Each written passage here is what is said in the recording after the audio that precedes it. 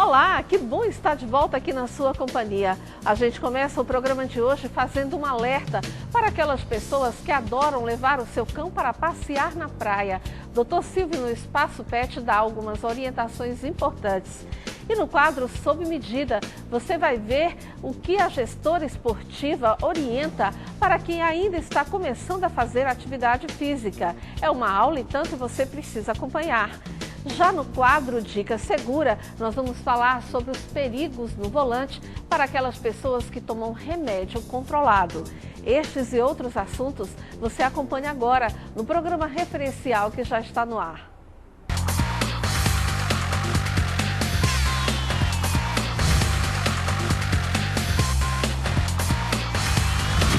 Olha, muita gente gosta de pegar o seu animal de estimação no final de semana, principalmente, e levar para a praia para fazer aquele passeio.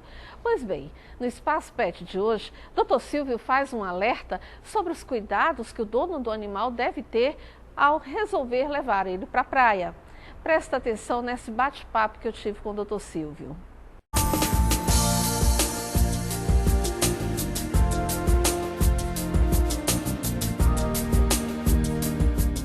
Bom, nós viemos direto aqui para a Avenida Litorânea para conversar com o Dr. Silvio sobre os cuidados que os donos dos animais devem ter, Dr. Silvio, ao trazer um cão para a praia. Que cuidados são esses? Bem, Alcineia, quando a gente fala de trazer o cão na praia, tá, praticamente já está errado, tá, pessoal? Na praia é um ambiente que tem muita sujeira, infelizmente é uma questão de políticas públicas aqui, né? E a gente percebe que existem criadores e criadores. Existem pessoas que passam com o seu cão, eles de focinheira, na coleira, na guia, enquanto outros soltam seus animais, os animais perambulam pela orla, à mercê de lixo, à mercê de outros animais infectados, viroses. Então a gente tem que tomar muito cuidado quando a gente traz o animal para o litorâneo. O ideal mesmo é que você sempre ande com o seu animal na guia. Algumas raças precisam da focinheira e de preferência sempre com aquele saquinho, com a pazinha, para recolher os dejetos que esses animais deixam por aí. Que doenças eles podem transmitir? Bem, pessoal, a questão das doenças, a gente tem que lembrar que existe uma grande gama de doenças que ele pode adquirir aqui, tá? Uma das mais conhecidas é o bicho geográfico. O bicho geográfico ele é passado através das fezes do cão, tá? E quando ele defeca na areia, até mesmo é uma distância de 10 metros, né, formando um círculo de 10 metros, depois dessas fezes, a larva pode se movimentar. Então uma pessoa desavisada, andando descalça, fatalmente vai ser contaminada. Outros animais também podem ser contaminados. E o resultado disso para quem foi contaminado? Certo, pessoal. A larva é a larva migrans, né, o bicho geográfico, e ele tem por característica fazer caminhos através da pele do ser humano. Então a pele fica tipo realmente um mapa que a larva vai fazendo. A gente tem que lembrar também que existem outras doenças, tá? Muitas viroses, né? A própria leishmaniose, que é o calazar, tem muita na área litorânea. Então a gente tem que tomar muito cuidado em trazer seu animal aqui para a praia. O cuidado principal também vai um alerta também para as crianças? Com toda certeza. As crianças geralmente vêm, brincam na areia, podem se infectar. A gente tem que lembrar também que existe um mito muito grande, que quando o animal está com problema de pele, a pessoa vai trazer para tomar um banho de mar, um banho de água salgada. Pessoal, isso não existe, tá? Não acontece nada e pior, o seu cão pode até que se intoxicar com os dejetos lançados na nossa orla. A situação é grave, é melhor não trazer o animal para a praia, né? Preferência não trazer, e se for trazer, sempre na área do calçadão, lembrando, com coleira, com enforcador, algumas raças com focinheira, e não esquecendo, pessoal, o saquinho para recolher os dejetos. Isso é importante, doutor Silvio, falar, viu? Porque a gente faz caminhada, eu, por exemplo, faço caminhada aqui na litorânea, doutor Silvio, a gente sempre se depara, né, com esse tipo de situação, pessoas caminhando aqui com os cães, mas eu não vejo, na maioria das vezes, eu não vejo ninguém com um saquinho para coletar as necessidades lá, o cocôzinho lá do seu animal, né? Isso é verdade, pessoal, isso é uma questão cultural e passo a passo, com toda certeza, até mesmo o pessoal que está assistindo o programa vai começar a fazer isso e aí essa moda vai pegando. Com toda certeza amanhã, quando a gente for passar novamente, as fezes não vão estar jogadas aqui no calçadão e todo mundo com seu saquinho fazendo seu ato cívico, né, de recolher as fezes do seu cão. E a gente aqui do programa referencial vai ficar de olho, não é isso? Com toda certeza. Obrigada, doutor Silvio, pelas dicas. Eu que agradeço, um grande abraço para todo mundo.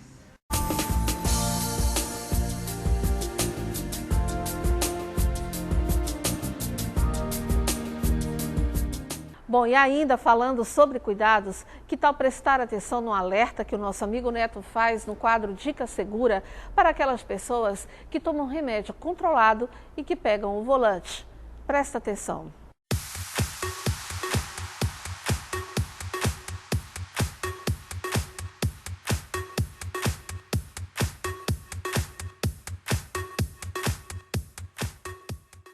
Olá, meu amigo, minha amiga, um prazer estarmos juntos. Hoje nós vamos falar sobre medicamentos que influenciam ou causam perda de reflexo ou uma série de problemas para você que está transitando com o seu veículo pela cidade ou até mesmo viajando. Leia atentamente a bula. Pergunte ao médico que está prescrevendo a medicação se ela causa algum tipo de efeito colateral. É importante que você saiba disso, pois os reflexos podem ser prejudicados, sonolência pode acontecer e com isso você causar um acidente e vir até a se machucar. O objetivo desse quadro continua sendo a sua segurança. Passar informações a você que possa contribuir para que você tenha uma vida saudável no trânsito. Há medicamentos que influem também diretamente no humor das pessoas.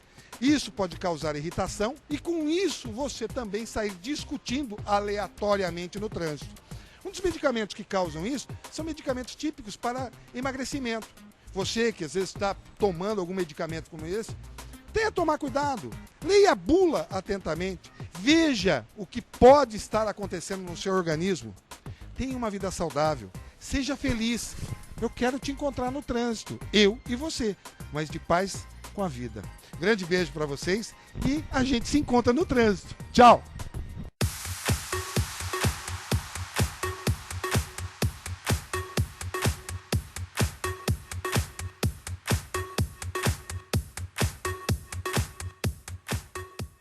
É isso aí.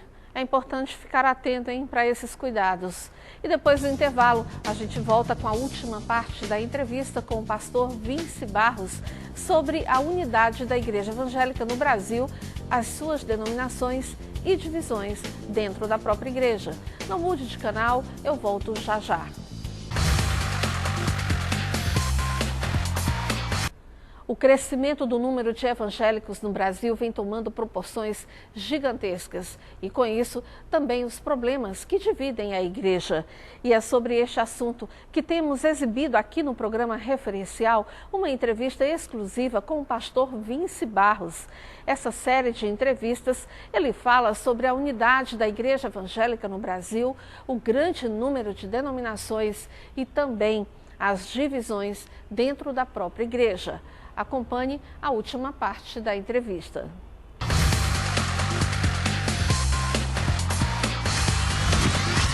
Pastor, eu não sei se eu vou estar equivocado em falar o que eu vou falar agora, mas, na verdade, Deus não está naquele templo da Igreja Batista, não vamos dizer assim, ou da Assembleia de Deus, somente lá, mas Deus está dentro de nós. Exatamente isso. Deus habita no templo.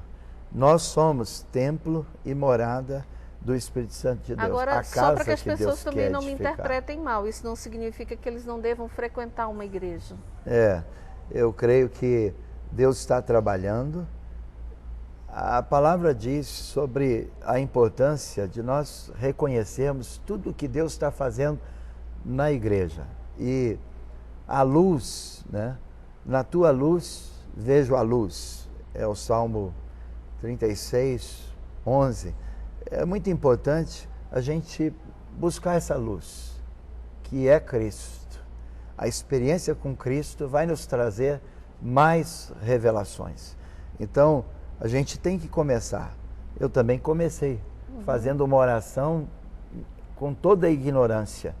E, no entanto, faz 34 anos que eu estou servindo a Deus no ministério. e trabalhando pela recuperação de drogados e prostitutas e essas situações todas que envolvem o chamado lixo aí da sociedade. Então Deus está trabalhando essas coisas para mudar a vida das pessoas, para que elas conheçam a igreja. Não é a minha denominação, mas para que elas tenham uma experiência com Cristo. Eu tenho que levar as pessoas a Cristo, não é propriamente a uma estrutura. Então, não é uma organização, é um organismo vivo. Eu gostaria de continuar conversando, porque é tão bom falar sobre esse assunto e esclarecer também tantas dúvidas. Mas só para encerrar nossa entrevista, pastor, essas divisões hoje, elas provocam uma mudança de comportamento também na vida dos brasileiros, já que o número cresceu, né? São mais de 42 milhões de brasileiros tidos como evangélicos.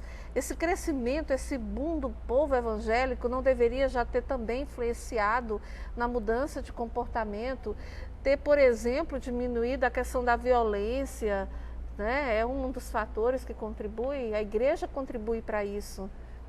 Hoje nós tivemos um tempo com os pastores aqui na cidade de São Luís e eu fiz exatamente esse comentário, porque em Mateus, no capítulo 5, ali no conhecido Sermão do Monte, a população quase que em geral já ouviu essa afirmação e tenha escrito: bem-aventurados aqueles que têm fome e sede de justiça, porque eles serão fartos. Então, eu disse ali aos irmãos que quando eu vou lá fora e alguém diz, eu tenho estado em muitos países, e alguém tem notícias desse crescimento, dessa estatística, né, citada aqui por você, do IBGE, e a gente louva a Deus por isso, mas eu disse aos pastores que esse crescimento tinha que ter uma influência maior na sociedade. Nós temos que nos ocupar com essas questões sociais, nós temos que nos ocupar com essas questões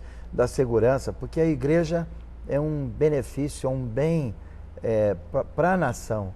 E então, se houvesse um cristianismo vivido de uma forma autêntica, então nós teríamos resultados maiores na sociedade. Então, hoje ainda a corrupção política, a situação toda que envolve a nossa nação, a fome na nossa nação, tudo isso nós compartilhamos hoje, que nós como a igreja, e se esses números crescem, nós temos que, então, de alguma forma, influenciar essa nação de tal maneira que a nação vai ser transformada realmente pela experiência que nós cristãos estamos tendo com Deus.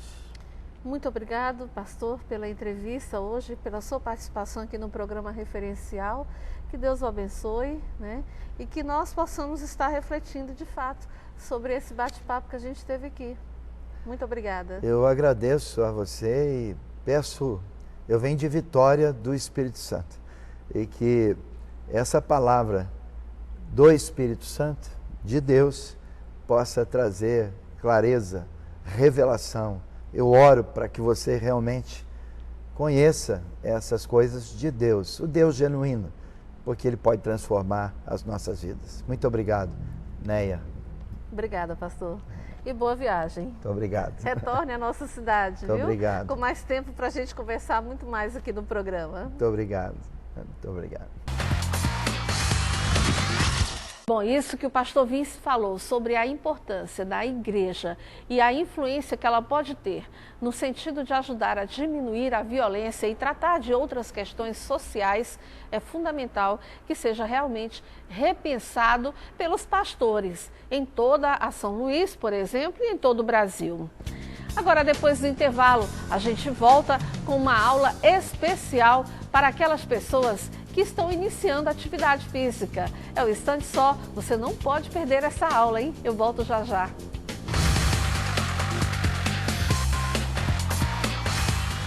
E agora vamos falar sobre qualidade de vida. Aliás, essa é a bola da vez e por isso mesmo muita gente tem resolvido fazer atividade física. Agora, as pessoas sabem como fazer atividade? Esse toque vai principalmente para aqueles que resolvem fazer por conta própria. O programa Referencial resolveu buscar a ajuda de uma gestora esportiva que hoje vai dar uma aula especial para a gente, mostrando alguns passos para quem está iniciando. Dá só uma olhada no quadro Sob Medida.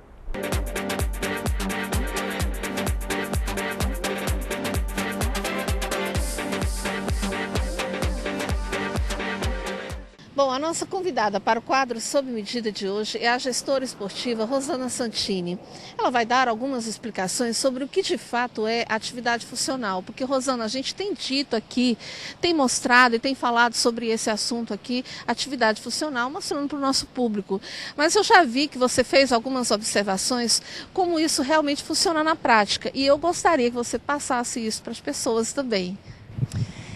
O treinamento funcional ele é baseado nos movimentos humanos, então a gente faz uma abordagem articular. O tornozelo, por exemplo, ele precisa de mobilidade, o joelho de estabilidade, o quadril de mobilidade, a coluna lombar de estabilidade, a região torácica de mobilidade e o ombro de estabilidade. Se algum dessas articulações existe uma inversão desse movimento, provavelmente essa pessoa vai ter algum problema. Não necessariamente nesse local, mas é uma cadeia. Inclusive hérnia de disco, por exemplo? Hérnia de disco, por exemplo, está relacionado à mobilidade da coluna lombar, por exemplo. Quem move muito a coluna lombar, a tendência é desgastar os discos, né? Então ela deve ser estável, a lombar. Vamos mostrar então na prática alguns exercícios que você montou aí para quem está começando a fazer atividade física. E você aí acompanha. Vamos lá então, Rosana.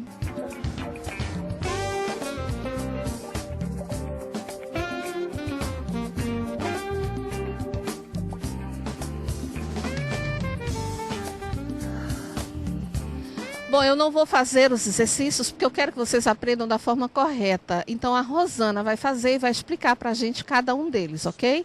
Vamos lá, Rosana. Se eu não conseguir alcançar a mão, eu vou flexionar um pouquinho o joelho. Vou andando com as mãos até eu formar um pilar sobre o meu corpo.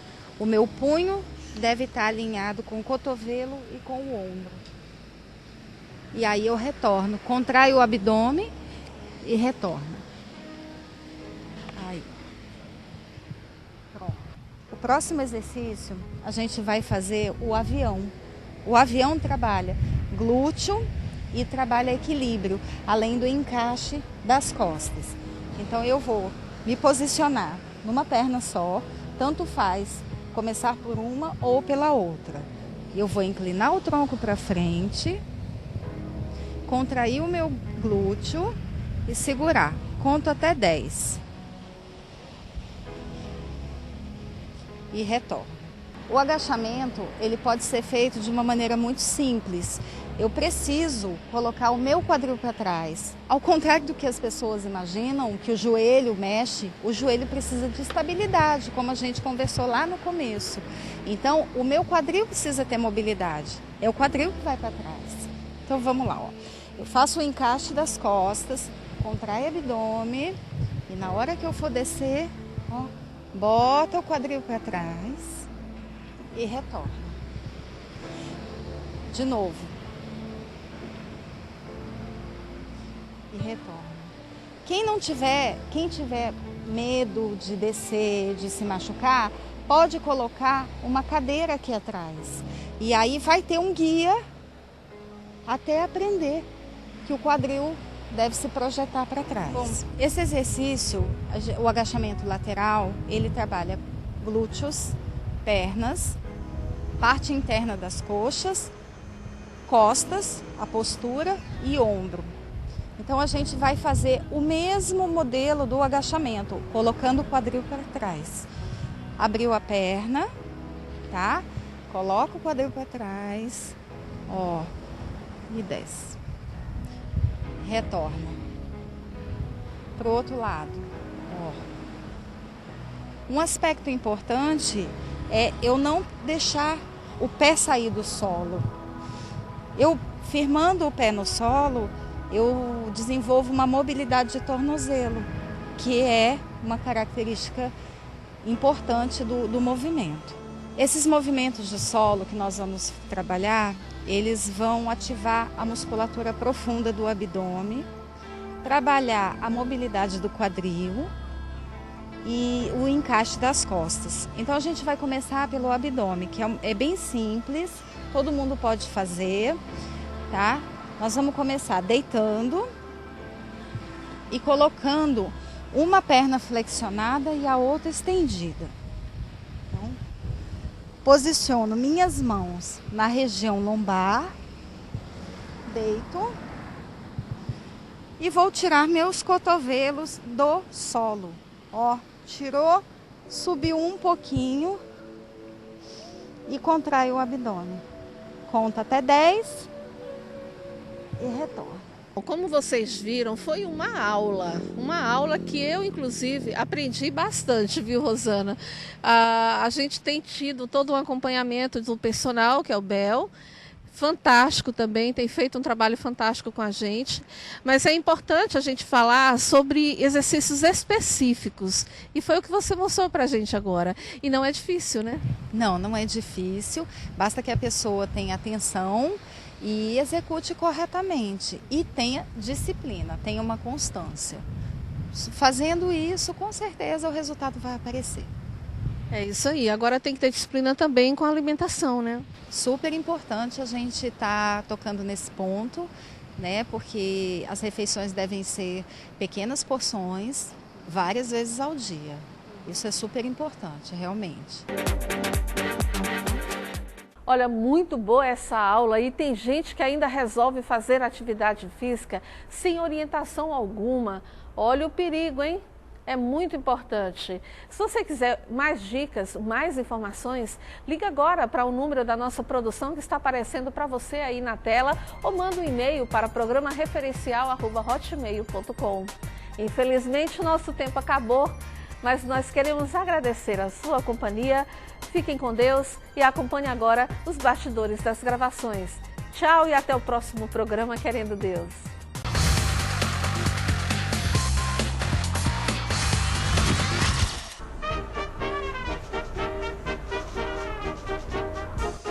Esse meu olho bem que tá tremendo. Que tal fazer um alerta? Que tal fazer um alerta? Não. Deve ser estabilidade.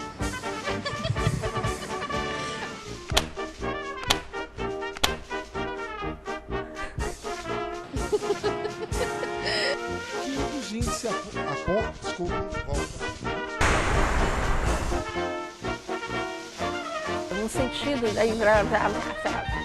Nossa senhora, engatou aqui. Meu Deus do céu.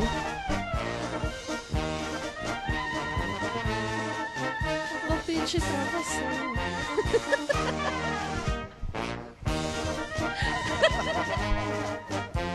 Tchau! Programa Referencial. Oferecimento. Potiguar. O melhor em acabamento para o seu lar. Dalcar. Eu acredito. Faculdade São Luís. Educação superior de excelência. Loca Bem. Viajando com você. E a M Móveis. Móveis para escritório.